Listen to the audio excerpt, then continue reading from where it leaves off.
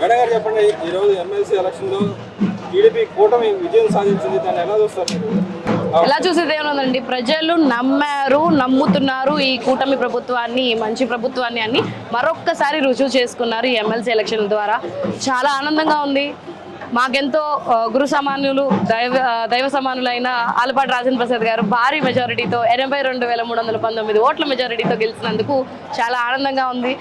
ఇలాగే చాలా మంచి పనులు చేసుకుంటా ప్రతి ఒక్క నిరుద్యోగికి కూడాను ఉద్యోగ అవకాశాలు కల్పించేంత వరకు కూడాను, అలాగే ప్రతి ఒక్కరి భవిష్యత్తుకి కూడాను ఒక దారి చూపించే వరకు కూడాను ఈ కూటమి ప్రభుత్వం నిద్రపోదని ఆలపాటి రాజేంద్ర ప్రసాద్ గారు కృషి చేస్తారని కూడాను జనాలు నమ్మారు. కాబట్టే ఇవాళ అత్యధిక మెజారిటీతో శాసన మండలికి మళ్ళా టీడీపీ వాళ్ళని పంపించడం జరిగింది. కానీ ఇక్కడ ఏదైతే ఓట్లు కూడా ఏమీ లేదు, ఏది తరివేశారు వాళ్ళు, ఏదైతే వాళ్ళు సపోర్ట్ చేసిన వైసీపీ సపోర్ట్ చేసిన ఏదో పార్టీ అభ్యర్థులు ఉన్నారో వాళ్ళకి రానివ్వలేదని చెప్పి మాట్లాడుతుంటాను. ఎలా చూస్తారు? అసలే అది ఎంతవరకు నిజమని అనుకుంటారు చెప్పండి. నిజంగా వేయనివ్వకపోతే ప్రతి రౌండ్లో కూడా ఒక 6,000 ఓట్లు కానివ్వండి, 7,000 ఓట్లు కానీ ప్రతి రౌండ్కి కూడా వస్తాయా అండి? మేము నిజంగా వాళ్ళని రానివ్వకపోతే, వేయనివ్వకపోతే అది ఎలాంటివంటే జస్ట్ ఏదో ఒక చెప్తా ఉంటే మీడియాలో అందరికి కనపడతా ఉంటే జనాల డైవర్షన్ అనేది, జనాల దృష్టి అనేది వీళ్ళ మీద పడుతుంది.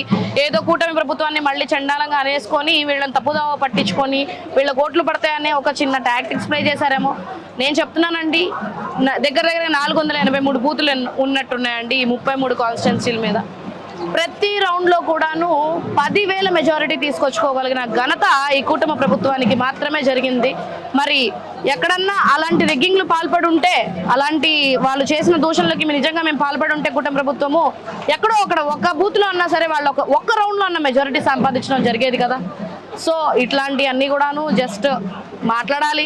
మరి ఎందుకు అంటే ఒక వైసీపీ అనే ఒక అరాచక ప్రభుత్వ అతని అధ్యక్షుడు ఉన్నారు కదా వాళ్ళకి, జగన్మోహన్ రెడ్డి, అతని కనుసంతల్లో నడిచారు కదా.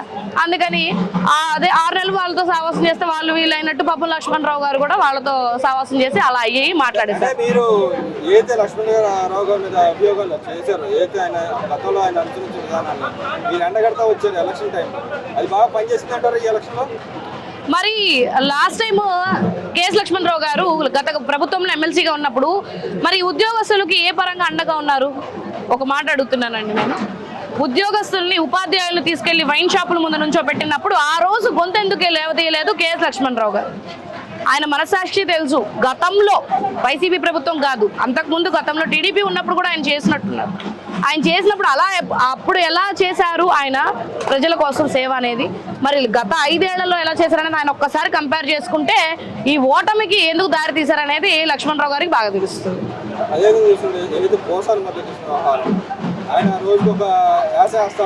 అంటే ఆల్రెడీ నటుడు కదా, మంచి కామెడీ నటుడు, ఒక మెంటల్ క్రాక్ నటుడు కదా, అందుకని నటిస్తున్నాడు. రోజుకొక ఇది భయం పట్టుకుంది ఒక మనిషికి అక్కడ. మా భయం నిజాలు కూడా చెప్పేస్తున్నాడు. నా అంతటి నేను అనలేదు, నా వెనక వాళ్ళు చెప్పించారు కాబట్టి నేను అన్నాను అని చెప్పి. ఆ యాక్టింగ్ అనేది బేసిక్ గా ఉంది. జీవించమంటే నటించమంటే పాపం బాబు జీవించేస్తున్నాడు నిజ జీవితంలో కూడా. అంటే ఇక్కడ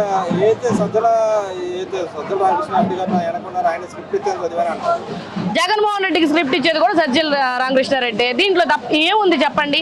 మన మనసాక్షి, మన వ్యక్తిగతంగా ఎలా ఉండాలి, ఎంత సంస్కారంతో ఉండాలి, ఎక్కడ ఎలా వినయంగా ఉండాలనేది చేసుకునేదే మన అంతరాత్మ. అది నువ్వు కోల్పోయి దేనికోసమో పాకులాడుకుంటా, ఎవరి కోసం, ఎవడో స్క్రిప్ట్ ఇస్తే నిన్నెవడు చదవమన్నాడయ్యా? కండ కావరం ఎక్కి మీకు కింద పైన తెలియక జగన్మోహన్ రెడ్డి అండ చూసుకొని ఆ రోజు మీరు నోటికి వచ్చినట్టు రెచ్చిపోయారనమాట. అందువల్ల ఇవాళ ఏమవుతుంది, అనుభవించేస్తున్నారు.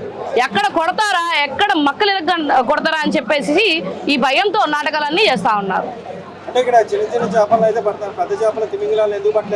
ముందు ఎరాస్తున్నారండి.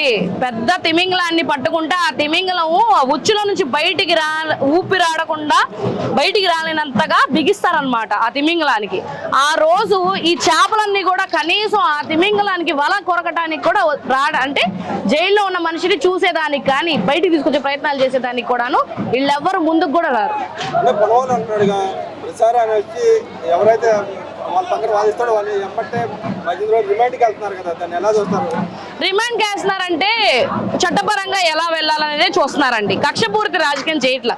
కక్షపూరిత రాజకీయమే చేస్తే బాబు గారిని అన్యాయంగా, అక్రమంగా ఎట్లయితే 53 రోజులు జైల్లో కూర్చోబెట్టారో ఆయన ఆ వయసుకి అంత అనుభవం కలిగిన వ్యక్తి, 3 సార్లు సీఎంగా చేసిన వ్యక్తి, ఆ వ్యక్తిని తీసుకెళ్లి 53 రోజులు కక్షపూరితంగా పెట్టింది వైసీపీ ప్రభుత్వం.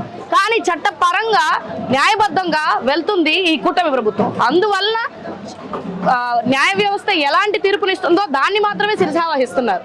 ఇక్కడ ఇందులో ఏ రాజకీయ ప్రమేయం కూడా ఎవరిది లేదు దీంట్లో. మరి జగన్మోహన్ రెడ్డి గారు అసెంబ్లీ రాకని ఎలా చూస్తారు? ఆయన ఒక్కరోజు వచ్చి ఒక 2 నిమిషాలు ఉంటాను ఎలా భయపడ్డాడు. సస్పెండ్ చేస్తారేమో, అసెంబ్లీలోకి అడుగు పెట్టనీయకుండా చేస్తారేమో అనుకున్నాడు. వచ్చాడు, పట్టుమని 11 నిమిషాలు ఉండకుండా మళ్ళీ బయటికి పరిగెత్తాడు. భయం మనిషికి, కూర్చోలేడు. ఏమన్నాడు ఆ రోజు అసెంబ్లీ సాక్షిగా? అపోజిషన్ లేకుండా చేస్తా అన్నాడు. చూయించాంగా. వచ్చి కూర్చోడానికి కూడా భయపడుతున్నావుగా. నోటి మాటకి చేసే చేష్టలకి కనీసం ఉండాలన్నమాట. బాబు గారు ఆ రోజు చెప్పారు, చేసి చూయించారు. అలాగే నువ్వు కూడా చెప్పు, చేసి చూయించు. ప్రజలకు ఏదైనా చెయ్యి, మళ్ళీ వచ్చి కూర్చో లోపల, అపోజిషన్ అన్న తెచ్చుకొచ్చుకొని. అంతేగాని ఇలాంటి చీప్ పాలిటిక్స్ అన్ని ప్లే చేసుకుంటే ఇంకా ఇంకా ఇంకా ఇంకా అసలు ఏమన్నా మార్చండి బాబు మీ రాజకీయ కోణాన్ని. చూసి చూసి మాకు బోరు కొడుతుంది. ఏదైనా కొత్త ఎత్తుగడలు వేయండి. అంటే ఇక్కడ ఒక రిపోర్ట్ బయటకు వచ్చింది. ఉన్న 11 సీట్లు కూడా 4 సీట్లు పరిమితం అవుతారని చెప్పి ఒకటి వచ్చింది. మరి ఇట్లాగా మాట్లాడితే ప్రజల కోసం పోరాడకుండా అంత పోనీ 11 మంది ఎమ్మెల్యేలు ఉన్నారు కదా, వాళ్ళు ఎమ్మెల్యేలు అయ్యారంటే ఏంటి? వాళ్ళ నియోజకవర్గం ప్రజలు నమ్మే కదా ఓటేశారు. వాళ్ళ కోసం వచ్చో, వాళ్ళ నియోజకవర్గం కోసమో ఏదన్నా చెయ్యాలి కదా. వచ్చి కూర్చొని అసెంబ్లీలో కూర్చొని బడ్జెట్లో కానీ మాకు ఇలా కావాలి, మాకు ఈ అభివృద్ధి కావాలి, ఏదన్నా చెప్పుకోవచ్చు కదా. చెప్పుకునే దానికి ఆస్కారం ఉంది కదా ప్రజల కోసం. మరి అలాంటప్పుడు అవన్నీ చేయకుండా మా వాళ్ళని వేధిస్తున్నారు, కక్షపూరిత రాజకీయాలు చేస్తున్నారు, నా మీద కక్ష కడుతున్నారు, నన్ను చంపేయడానికి చూస్తారు, ఇటువంటి రాజకీయాలు చేస్తూ ఉంటే జనాలు అంతే. ఆ 4 కూడా కష్టం నాకు తెలిసి. ఒక్కడే మిగిలిపోతాడు చివరాఖరికి. అంటే యాక్చువల్గా మొన్న 60 ఏళ్ళు పైన మెజార్టీతో గెలిచాడు. ఇప్పుడు ఈ రిపోర్ట్ లో చూస్తే 30 ఏళ్ళ కన్నా కిందకి పడిపోయాడని చెప్పి పులివెందులు మరి మొన్న వెళ్తే తల్లితో కొట్టారు కదా.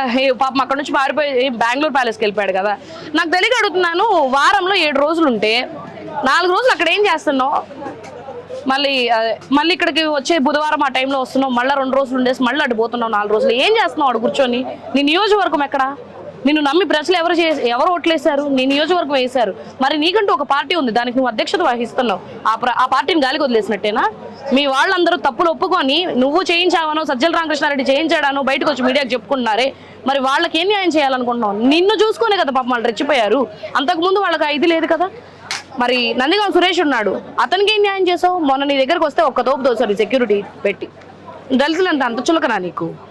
ఇక్కడ మిర్చి రైతుల కోసం పోరాడుతున్నా చెప్పి మిర్చి బస్తాలు వేసుకెళ్ళిన పరిస్థితులు. అది మిర్చి బస్తాల కోసం కాదండి, దానికి వేరే కోణం ఉంది. కేఎస్ లక్ష్మణరావు గారికి ఇండైరెక్ట్ గా సపోర్ట్, మద్దతు ఇవ్వడం కోసం దాని గురించి మాట్లాడుకోవడానికి కేవలం అదొక డ్రామా క్రియేట్ చేసుకున్నారు అక్కడ. దాని గురించి కూడా వాస్తవాలు అనేది వెలుగులోకి తీసుకొస్తారు. రైతుల పక్షాన పోరాడడానికి వచ్చారని చెప్తున్నాడు కదా. మరి అబ్బో, ప్రభుత్వంలో 5 సంవత్సరాలు ఉండగానే రైతుల్ని పట్టించుకోలేదు. ఎంతమంది రైతులు ఆత్మహత్య చేసుకున్నారు చెప్పండి?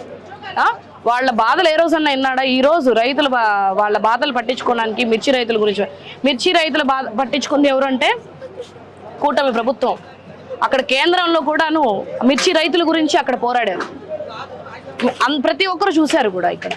అది పోరాటం చేయడం అంటే ఇలా వచ్చి దొంగతనంగా మిర్చి బస్తాలు ఎత్తుకుపోయి లేకపోతే దొంగ రాజకీయాలు చేయడం కాదు. అదే బడ్జెట్ మీద ఏం చెప్తారు? సాధారణ మహిళగా బడ్జెట్ ఎలా ఉంది? 3,22,000 కోట్లు అది అతిపెద్ద బడ్జెట్ పెట్టింది గవర్నమెంట్. దాంట్లో సంక్షేమ పథకాలు, అభివృద్ధి 2 సమానంగా చూస్తుంది. కానీ వైసీపీ నాయకులు దీంట్లో అభివృద్ధి లేదు, మా మాటలు అంకుల్ గారెడ్డి తప్పితే ఏం లేదని చెప్పంటున్నారు. ఈ ప్రభుత్వం మాటల ప్రభుత్వం కాదండి, చేతల ప్రభుత్వం. ఖచ్చితంగా చేసి చూపిస్తారు. 5 ఏళ్లలో మీకు చేత కానిది, మీరు చేయలేనిది కూడాను ఈ ప్రభుత్వం ప్రతిదీ చేసి చూపిస్తుంది. ఇంతకు మించి నేను ఎక్కువ కూడా మాట్లాడినండి. కేవలం చంద్రబాబు నాయుడు గారు అంటే అభివృద్ధి, అభివృద్ధి అంటేనే చంద్రబాబు నాయుడు. జగన్మోహన్ రెడ్డి అంటారు సూపర్ సిక్స్ లేదు, సూపర్ 7 లేదు, ఏ పథకాలు వచ్చి 9 నెలలేనండి అయింది. మొన్న ఒక బర్రెత్తు వచ్చింది ఈ రోజు అత్త మీడియా ముందుకు వచ్చి 9 నెలలకి 9 ఏళ్లకు కూడా తేడా తెలియకుండా మాట్లాడింది. 9 నెలల ప్రభుత్వంలో ప్రతిదీ చేసుకుంటూ వస్తున్నారు. స్టెప్ బై స్టెప్ డెవలప్మెంట్ చూసుకుంటున్నారా? ప్రజల సంక్షేమం చూసుకుంటున్నారా? ఈ రాష్ట్రాన్ని రొటేషన్ లో పెడడానికి చూస్తున్నారా? ఇవన్నీ ఒకసారి చూడాలి. మీరు అంతా అప్పుల్లో తోసేసి లోటు బడ్జెట్ లో పెట్టేసేసి ఇప్పుడు వచ్చేసి మాకేం చేయట్లేదు, ప్రజలకు ఏం చేయట్లేదు, సంక్షేమ పథకాలు ఇవ్వట్లేదని మీరు ఎలా చెప్పేస్తారు? నువ్వు వచ్చిన ఎప్పటికి ఇచ్చావు? నువ్వు అమ్మఒడి ఎప్పటి నుంచి మొదలు పెట్టావు? 5 సంవత్సరాలు ఇచ్చేసావు అమ్మఒడి నువ్వు ఉండగా. మళ్ళీ 3 రాజధానుల డ్రామా మళ్ళీ తీసుకొచ్చారు. మా పార్టీ విధానం అదే అని చెప్పి కుక్కతో ఒక వంకర. కుక్కతో ఒక వంకర, అవన్నీ ఏం చేయాలో తెలియక చెప్తల్లా కొత్త రాజకీయ కోణం ఏమైనా ఎత్తుక్కోమని చెప్పండి ఆ జగన్మోహన్ రెడ్డికి, ఆ సజ్జల రామకృష్ణారెడ్డికి. అంటే ఇవన్నీ పాత టాక్టిక్స్ అంటారు. మరి అంతే కదండి, ఇప్పుడు గవర్నమెంటే శాంక్షన్ చేసిందండి పైనుండి, సెంట్రల్ గవర్నమెంట్. మన ఏపీ రాజధాని ఏది అంటే అమరావతి. మళ్ళీ 3 రాజధానుల కాన్సెప్ట్ ఏంటండి? పోరాటాలు అయిపోయినాయి, ఉద్యమాలు అయిపోయినాయి, రైతులు పాపం ఉద్యమం చేశారు, ఎట్టకేళ్ళకి గెలుచుకున్నారు కదా, మళ్ళా దాని గురించి తీసుకొచ్చేదేంటి పాత చింతకాయ పచ్చడిలాగా? ఈ ఎమ్మెల్సీ ఎలక్షన్ ని రెఫరెండం అని చెప్పి కొంతమంది వ్యాఖ్య చేశారు. అదే వాళ్ళు కూడా వైసీపీ నాయకులు కూడా వ్యాఖ్య చేశారు, రెఫరెండం లాగా చూస్తా అన్నారు. ఇప్పుడు మీరు గెలిచారు, దాన్ని ఎలా చూస్తారు ఓవరాల్? మేము చెప్పాలంటే అండి, ఒక వ్యక్తిని గెలిచారు అంటే ప్రజలు చాలా నమ్మారు అని అర్థం. మళ్ళా ఈ కూటమి ప్రభుత్వాన్ని నమ్మారు. వ్యక్తిగా ఉన్న ఉమ్మడి గుంటూరు కృష్ణా జిల్లాల వ్యక్తి అభ్యర్థి ఆలపాటి రాజేంద్ర ప్రసాద్ గారు ఎంతటి సీనియర్ నాయకుడో, ఆయన ప్రజలకు ఏ అభివృద్ధి చేయగలడో కూడా నమ్మారు కాబట్టే అంతటి మెజారిటీ ఇచ్చారు. కాబట్టి వాళ్ళ వ్యాఖ్యల్ని కూడాను మేము ఏది తీసుకోదలుచుకోవట్లేదండి. బికాస్ ఈ గవర్నమెంట్ అనేది ప్రజలకి ఎంత మంచి చేకూర్చాలి, ఈ రాష్ట్రాన్ని ఎంతవరకు అభివృద్ధి దారిలోకి తీసుకెళ్ళాలి, ఎంత ఫినాన్షియల్ స్టేటస్ని గట్టిగా తీసుకురావాలి అనేది చూసుకుంటుంది తప్పించి ఇటువంటి చిన్న చిన్న వ్యాఖ్యల్ని తీసుకొని వాళ్ళని పెద్దవాళ్ళని చేయాలని అయితే అనుకోరు.